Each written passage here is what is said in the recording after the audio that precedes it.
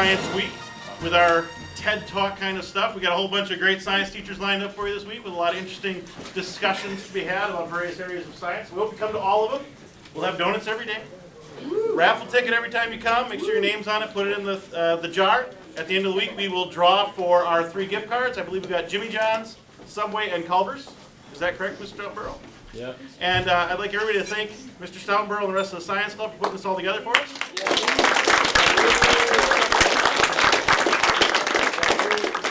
All right. And we got a whole bunch of good ones later this week, so come every day if you can, or whatever days you can come.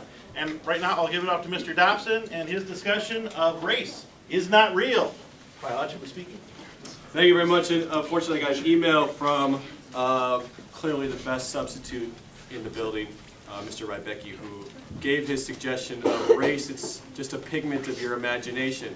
And I thought that definitely trumps whatever idea I had. So this is going to be quick and punchy. We want to make sure that it's done by 3:30. And the big mission that I'm going to take on for the next 15 or so minutes is to give you kind of a historical framework for these words that we use kind of unconsciously or without thinking, like Caucasian. If you self-describe as Caucasian, I have a good sense that you've never really thought about what that means, or really what the distinguishing features that may or may not exist that people use to subcategorize people as not just human beings or Homo sapiens, but as further discrete races. So we'll get to just some of the backstory. You're familiar with some of it if you've gone through biology. You've heard of Linnaeus, perhaps the person who kind of fathered the modern classification scheme. And if you've gone through basic biology, you know that we take all living things and put them in a kingdom, and then further subcategorize them into phylum,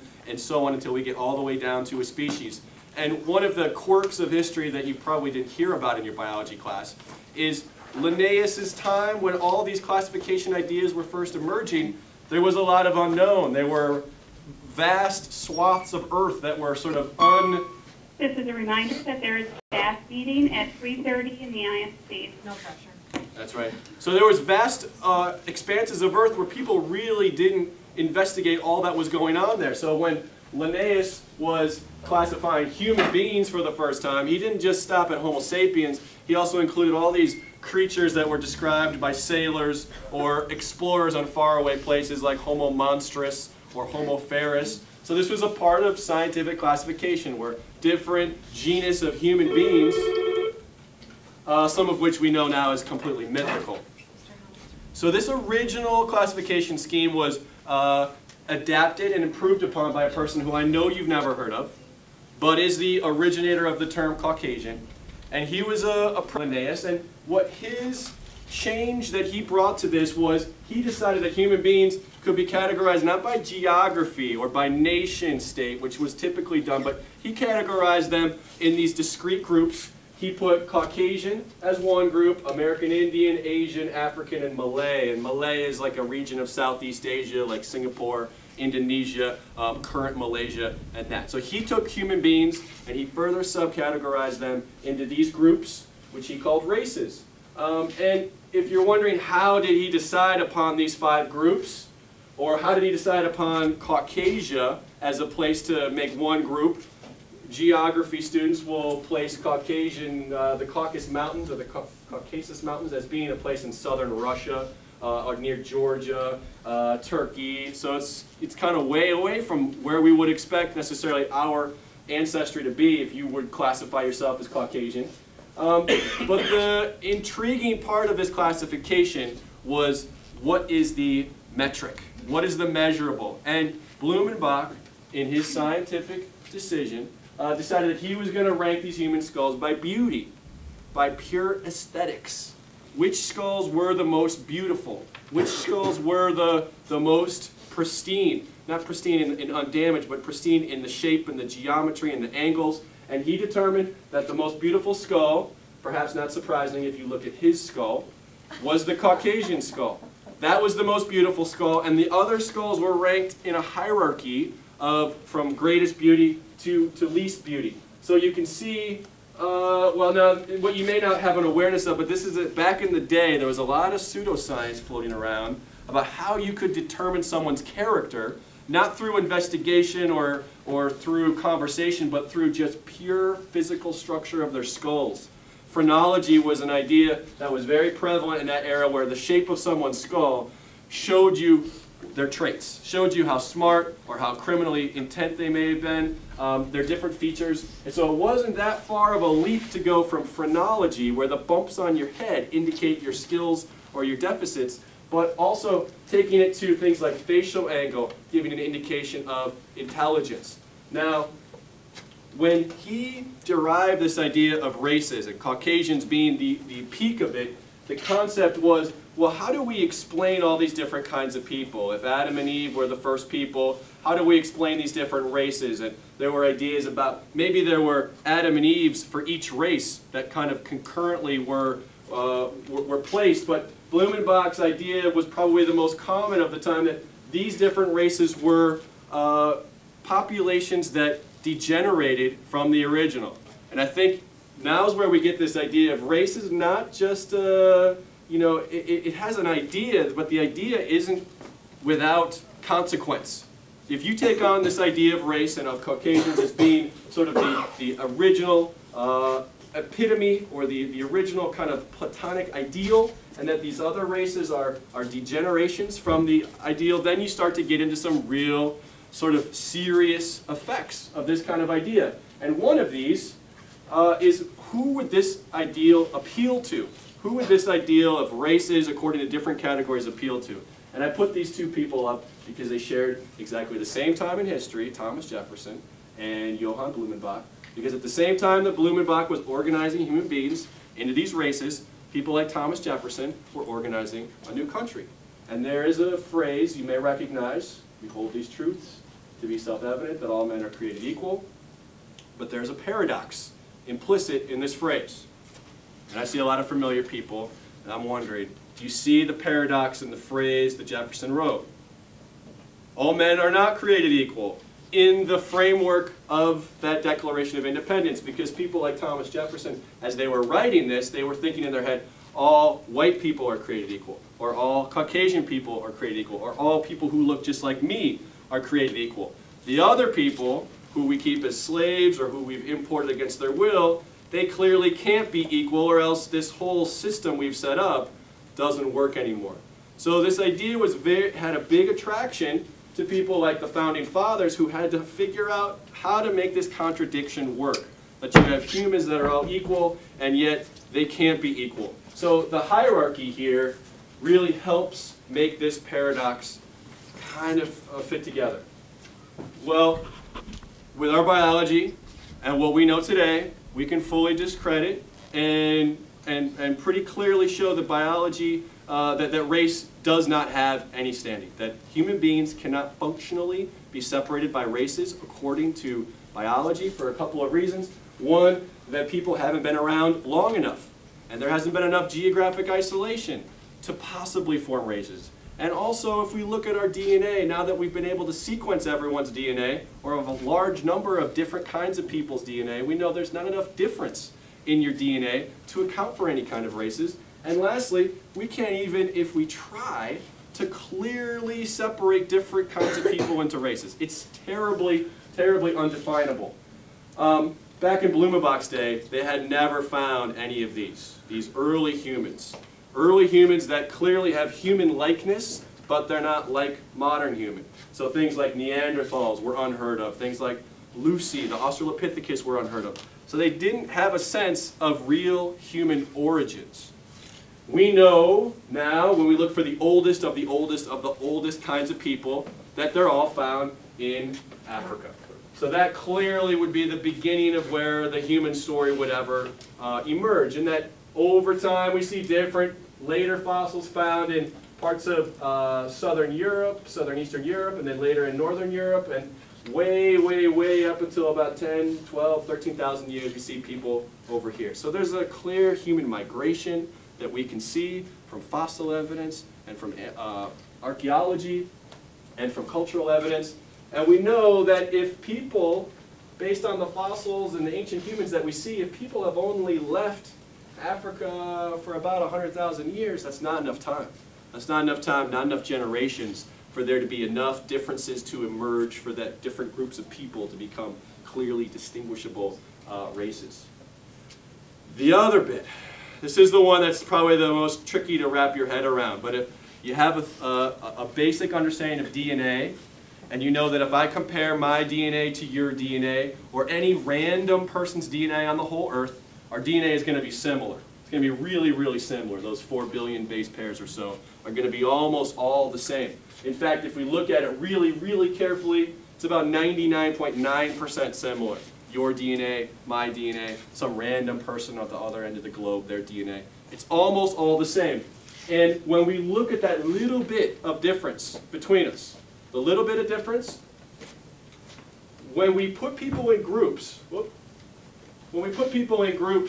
almost all of the difference that we see between people is between people in the same group. So in other words, if I'm comparing two people from Korea, and I look at their differences, about 85% to 90% of the differences we see are between people in the same group. When we compare those people to other people in different groups, there's very, very little difference. So we have as much difference between people in our own group genetically as we do with people in other groups. That makes the whole race idea kind of fall apart. Because if a race is real, members of the same race should be more similar to each other than they are to other people. But DNA sequencing and seeing the patterns of DNA between different people pretty much shows that's not the case. If you're wondering then, well, why do we have really different colors of people? We often associate color as the indicator of someone's race. And the deeper story here is probably more interesting in that the color you have is probably more to do with the latitude of your ancestry. So if you're coming from a place maybe around this equator line or a little bit lower in latitude, that's going to make a darker skin color typically because of ultraviolet light. Now you can think, why is ultraviolet light going to affect your skin color? If I have a population of people, and some people are lighter skinned and some people are darker skinned, if there's a tremendous amount of ultraviolet light, lighter skinned people have less of an advantage. They're more likely to have probably skin cancer, mutations, damage that can occur because of the ultraviolet light. So then why isn't everyone with this darker skin? Because an ultraviolet light doesn't just cause harm, it also promotes benefit. If you have ultraviolet light on your skin, that promotes the process of making vitamin D, which allows your body to utilize calcium. If you don't have calcium, you have a lot of problems that we don't need to get into. But if you don't have vitamin D, it also affects your immune system and other complex systems as well. So people with very, very, very dark skin, in the early history of humans, they would have been at a disadvantage because they wouldn't have had enough calcium functioning, nor would they have had a functioning immune system. So lighter skin would allow for more ultraviolet light in a place where there was less ultraviolet light available. So that would have been somewhat of an advantage up there. And you can see there's no one place where there's a typical skin color. It's a gradation from darker to lighter as you go further north and further south. So that can help us explain why we have different skin colors, even if populations aren't discrete races. And lastly, finally, when we really get down to the real kinds of interactions between people, racial groups are really impossible to define. Here's an example. The font's a little small. If we start off with a male who is black and a female who is white, and they have a child, what race do we put them in? In traditional American, oh gosh, in traditional American, did I break it? Okay, there we go. In traditional American race science, we say if you have one drop, that makes you black. And that goes way back to the slave days, and I think most people would have different ideas about that today. But let's think about it. If you have one parent who is black, one parent who is white, what does that make you? All right, well, let's further complicate it. Let's say that child has a child with someone a white female. So now we've got this person of maybe questionable race. Now and what if that child who is male has a child with someone who is Asian or from some other racial group? Now we have a real tricky situation. What group are they in? Are they in no group? Are they in all groups? There's it's very difficult to clearly classify someone when we have this kind of ambiguity, all this gray area. And for someone like this, my interest in this topic probably started in Hawaii when we lived there. A lot of people would be like this. When you have a place where you have someone who is a mix of many different things, you start to see that the racial breakdowns really have less and less value. If you have background where there's white, black, African American, or American Indian, Asian, then this idea of race just ceases to have value, ceases to have function. Brendan, if you order Jimmy John's by the front door, Brendan, please come to the front door for your Jimmy John's. So, to wrap up, my personal investigation of race has led me to a point that when I see something like this that asks what my race is, I think about what's the history behind this question. When they're asking me, am I white, am I black, am I American Indian, these terms are kind of loaded terms. Do I put myself in the group that thinks that they're, like the manifest destiny? Do I put myself in the group that thinks that they are in another group here? I would prefer to opt out of this question. My personal experience and my personal kind of look into all of this is that this concept of human race is not only a fallacy, it's not only based on fraudulent science, but it does cause harm into the future. As long as people think that there are biological reasons for differences between different groups, as long as they think that way, we are promoting some real harmful future effects. So I would say, in my personal choice of this question, none of the above. Biologically, race does not exist, and I thank you for your time and attention today.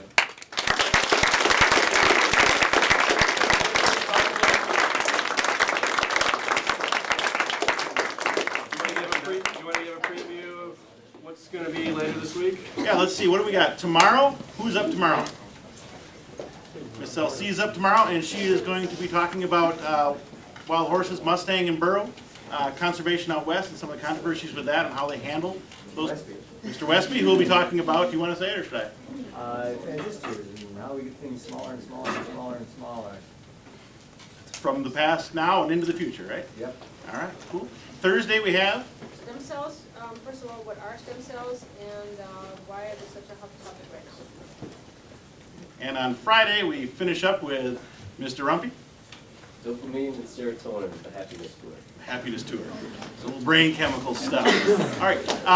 You're welcome to stick around. If you'd like to talk and discuss, ask questions, you're more welcome.